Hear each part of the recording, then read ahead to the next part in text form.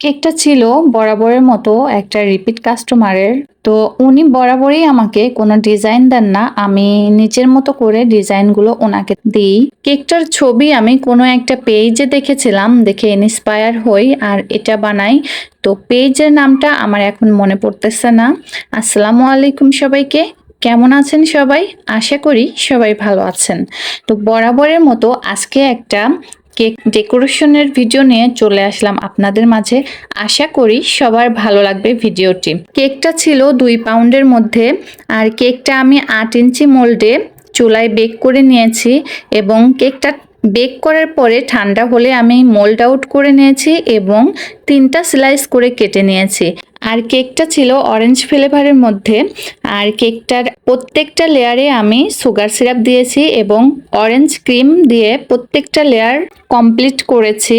দেন সামান্য একটু ক্রিম দিয়ে কেকের উপরে এবং পাশে দিয়ে কাম কোটিং করে ফ্রিজে রেখে দিয়েছিলাম আধা ঘন্টার জন্য। আর এই আধা ঘন্টা ফ্রিজে রাখার ফলে কিন্তু আমাদের কেকটা সুন্দরভাবে সেট হয়ে যাবে। নতুনরা যারা আছেন তারা কিন্তু অবশ্যই এই কাজটা করবেন, না হলে কেকের উপর দিয়ে আপনাদের গুঁড়ে উঠবে। আর কেকের উপরে যদি গুঁড়ে ওঠে সেই কেকটা কিন্তু ফিনিশিং দিলে একদমই ভালো দেখা যায় না।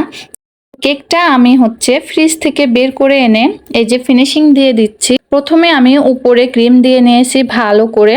এখানে কিন্তু পাইপিং ব্যাগও ইউজ করা যায়, বাট আমি এখানে আজকে কোনো পাইপিং ব্যাগ ইউজ করিনি, সরাসরি প্যালেট নাইফ দিয়েই ক্রিমটা দিয়ে দিয়েছি। তো ফিনিশিংটা দেওয়া হয়ে গেলে আমি এখানে যে জায়গায় ক্রিম একটু কম মনে হচ্ছিল সেই জায়গায় আবার ক্রিম দিচ্ছি এবং ফিনিশিং দিয়ে নিয়েছি। আর ফিনিশিং দেওয়ার পরে কিন্তু অবশ্যই কেকটাকে কিছুক্ষণের জন্য ফ্রিজে রাখতে হবে, এতে করে কেকটা ভালোভাবে সেট হয়ে যাবে। আর এরপর আমি এখানে ইউজ করেছি একটা ঘাস নজেল। ঘাস নজেলের সাহায্যে আমি কেকের চারপাশে প্রথমে ঘাসগুলো দিয়ে দিয়েছি। আর ঘাস নজেল দিয়ে কিভাবে করে ঘাসগুলো দিয়েছি এটা আমি ছোট্ট একটা রিলস ভিডিওর মাধ্যমে সুন্দর করে বুঝিয়ে বলেছি, আর সেটা আমার পেজে কিন্তু আপলোড করা আছে। কেকটার উপরে দেখানো হয়েছে এক গুচ্ছ গোলাপ ফুলের তোড়া। তো এখানে আমি গোলাপ বানাতে চলে এসেছি। সেম নজেলটা দিয়েই আমি গোলাপের ডাঁটা আগে থেকে বানিয়ে রেখেছিলাম। আর এখানে কিন্তু ইচ্ছামতো গোলাপের ডাঁটাগুলো ইউজ করা যেতে পারে। আর এখন আমি চলে যাব গোলাপ বানাতে। তো এখানে আমি গোলাপ বানাচ্ছি অনেকগুলো। তো এখানে ইচ্ছা মতো আপনারা গোলাপ দিতে পারেন, 5টা 7টা বা আপনাদের মন মতো গোলাপ দিয়ে দিলেই কিন্তু হবে, ছোট বড় মিলিয়ে সবকিছুই কিন্তু দিতে পারেন। তো এখানে আমার এই যে গোলাপ দেওয়া হয়ে গিয়েছে।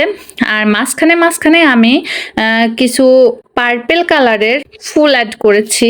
এই ফুলগুলো আমি দিয়েছি ছোট্ট একটা স্টার নজেল দিয়ে এবং সাথে কিছু সুগার বল অ্যাড করে দিয়েছি। তো এই ছিল আমার আজকের কেক ডেকোরেশন। আশা করি আপনাদের অনেক ভালো লেগেছে।